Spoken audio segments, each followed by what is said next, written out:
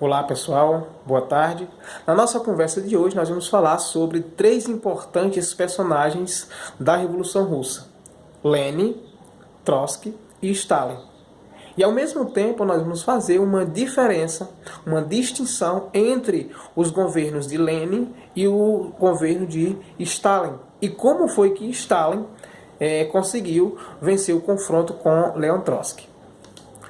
Dentro desse cenário, nós conversamos na aula passada sobre como foi que se deu a construção da Revolução Russa em 1917, como é que estava organizada a Rússia nesse período, né, que era um país totalmente atrasado economicamente, um país quase que 100% ruralizado, enfim, tudo isso contribuiu para que favorecesse o aumento da miséria da população e, ao mesmo tempo, ampliasse o poder do czar Nicolau II. Czar, como nós já dissemos, era o imperador. Portanto, a Rússia era um país monárquico antes da Revolução. Então, na nossa conversa, como nós já dissemos, nós vamos falar sobre esses três personagens marcantes da Revolução. Repetindo mais uma vez: Lenin, Trotsky e Stalin. As diferenças do governo de Lenin e Stalin e como foi que Stalin conseguiu vencer o confronto com Leon Trotsky para assumir o poder da Rússia. Após alcançar o poder, os revolucionários desse período acabaram realizando uma série de transformações, acabaram construindo uma série de mudanças que tinham como principal finalidade, que tinham como principal objetivo, acabar, com as antigas formas de organização, de sustentação da Rússia na época do czar Nicolau II.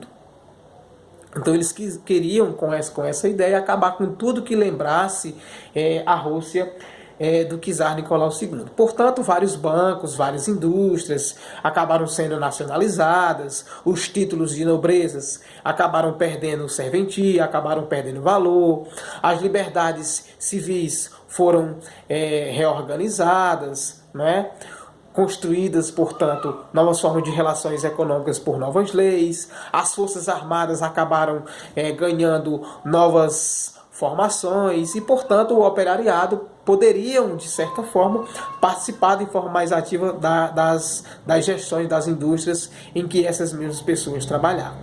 Uma outra transformação importante desse período foi uma negociação de um acordo que determinava a saída da Rússia, uma saída pacífica da Rússia da Primeira Guerra Mundial. E como foi que isso foi construído? Nós lembramos aqui que foi assinado em 1918 um documento chamado de Brest-Litovsk, e isso tinha como objetivo, por meio da liberação de regiões que eram antes controladas pelo regime czarista de Nicolau II. Então tinha essa finalidade, tinha esse objetivo, esse tratado de Brest-Litovsk, que queria tirar a Rússia da Primeira Guerra Mundial. Então, desse modo, a saída da Rússia do conflito acabou estabelecendo a formação de novas nações independentes. Eu cito aqui algumas dessas nações, como a Letônia, como a Finlândia, como a Ucrânia e a Polônia. Então, a saída da Rússia da Primeira Guerra Mundial, através do Tratado de Brest-Litovsk, acabou, portanto, desse modo, influenciando e estabelecendo a construção de novos espaços sociais, de novas nações independentes, tá bom? Então, acabou favorecendo isso, a saída da Rússia. Apesar da pacificação, é importante dizer isso, que apesar da pacificação, o governo revolucionário ainda teve que enfrentar as forças militares ultraconservadoras, que estavam sendo formadas a partir do Exército Branco. Que eram essencialmente conservadores, eram oficiais monarquistas, e tropas de nações europeias que temiam, portanto, a divulgação dessa Revolução Popular na Rússia para outras nações. Então essas pessoas conservadoras, monarquistas, temiam que o que estava acontecendo na Rússia fosse transportado, fosse ampliado para outras nações. E foi dentro desse cenário que foi necessária a implantação do comunismo de guerra, né, que era esse comunismo de guerra, que foi marcado, portanto, por rigorosas intervenções econômicas que tinham como objetivo, portanto, garantir a continuação, tinham como objetivo garantir a manutenção do Exército Vermelho. Portanto, em 1921, as forças revolucionárias acabaram se saindo vencedoras desse conflito. E é dentro desse cenário que o governo de Lenin vai se instalar. É dentro desse cenário que o governo de Lenin, portanto, vai se deparar, né, com graves mazelas da Rússia, né, que nós já dissemos que era um país completamente ruralizado, um país completamente desgastado, atrasado, né, favorecido também pelas táticas de guerra, né? Então, para que essa situação que era testemunhada na Rússia fosse resolvida, fosse contornada, né, tivesse uma certa diminuição dessas mazelas da sociedade, Lenin acabou anunciando um pacote de medidas, e esse pacote de medidas vai ser chamado de nova política econômica, muito conhecida nos livros de história como NEP, né, nova política econômica. E qual era o objetivo? Qual era a finalidade dessa NEP para Lenin? Qual era o objetivo? Então essa política, ela tinha como objetivo permitir que algumas práticas de natureza capitalista fosse praticada dentro de um projeto que foi construído por Lenin, né? E tinha, portanto, como um outro objetivo, aquecer a economia da Rússia. Então, em um curto prazo, né, as liberdades oferecidas por essa nova política econômica construída por Lenin acabou, de uma certa forma, contribuindo para, digamos assim, recuperar a economia da Rússia. Até aí tudo tranquilo? Então veja que nós estamos falando, portanto, do governo de Lenin. Então, se por um lado a economia vivenciada pela Rússia nesse período, né, essa abertura econômica, essa ideia de fomentar o capitalismo dentro dessa política de Lenin, o contexto político russo se direcionava dentro desse quesito, né, no sentido contrário. O Partido Comunista Russo, por exemplo, passou a representar o governo da Rússia e era reconhecido nesse momento como a única agremiação, como o único partido político autorizado a funcionar. Tranquilo? Então uma nova Constituição foi construída, né? Regiões vizinhas acabaram adotando o socialismo, que passaram a integrar o que a gente chama hoje de União das Repúblicas Socialistas Soviéticas, que foi criada em 1923. Vou repetir mais uma vez para a gente dar uma melhorada nessa explicação. Com a nova política econômica de Lenin, que tinha como objetivo dar uma reabertura econômica na Rússia, aquecer a economia da Rússia para melhorar a situação da população, incrementando alguns elementos do capitalismo dentro dessa política socialista de Lenin, acabou fazendo com que o Partido Comunista Russo passasse a atuar no país e fosse reconhecido, portanto, como um único partido, como a única legenda autorizada a funcionar.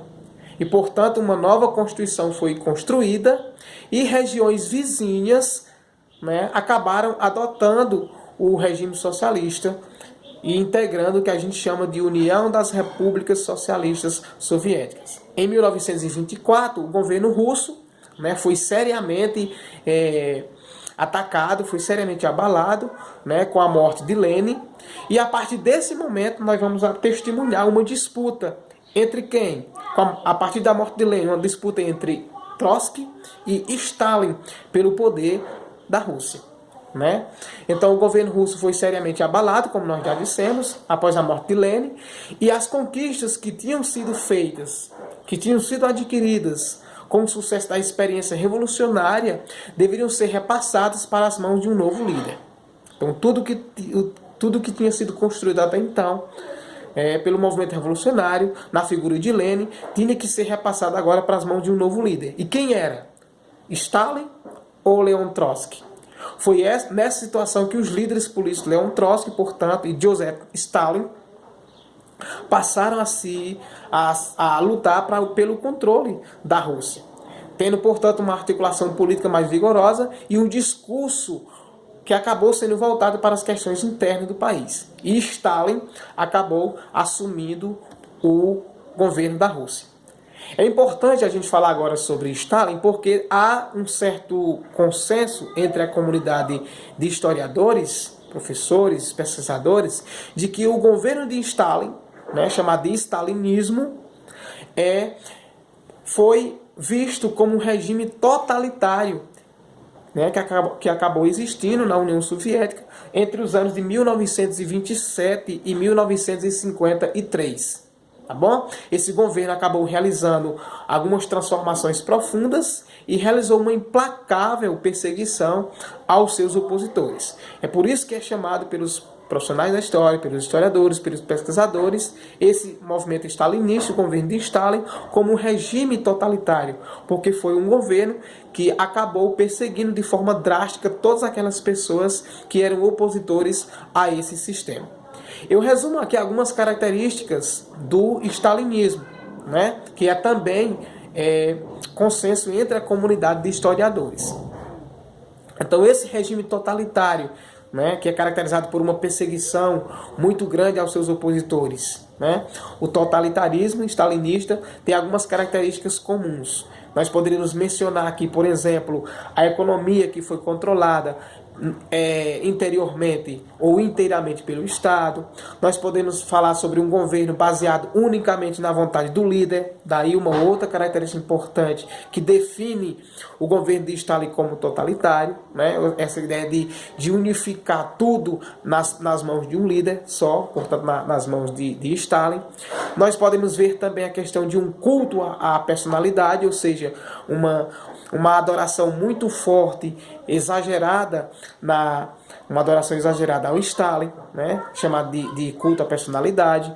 Nós podemos mencionar, por exemplo, aqui a criação de um regime de terror que impôs, como nós já dissemos, uma perseguição a todos aqueles e a todas aquelas que tinham ideias diferentes de Stalin. Nós podemos falar de uma perseguição à religião. Nós podemos falar de uma militarização da sociedade, né?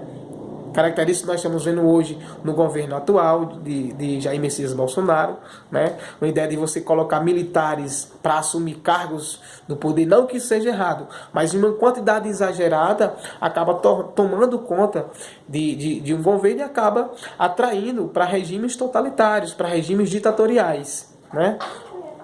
Então essa era uma característica do regime de Stalin, né? Do governo de Stalin, a militarização da sociedade. Né? Uma característica comum hoje em dia na questão de você ter um discurso forte de que armar a população irá fazer com que essa população se sinta segura. Isso é visto no governo de hoje e a gente sabe que isso não é interessante, que isso não é legal. Né? Uma militarização da sociedade acaba favorecendo cada vez mais a violência, né? Uma sensação de que a gente pode tudo com uma arma na mão. Uma outra característica do governo de Stalin é a questão da imposição da censura, ou seja, você não dar liberdade para as pessoas que são oposição a você. Então veja que nós citamos o governo de Lenin, nós citamos como foi que Stalin chegou ao poder, né? E nós estamos testemunhando, né, a ideia de que o governo de Stalin é visto pelos profissionais da história, pelos historiadores, pelas historiadoras, como um governo totalitário, como um governo ditatorial, onde acabava por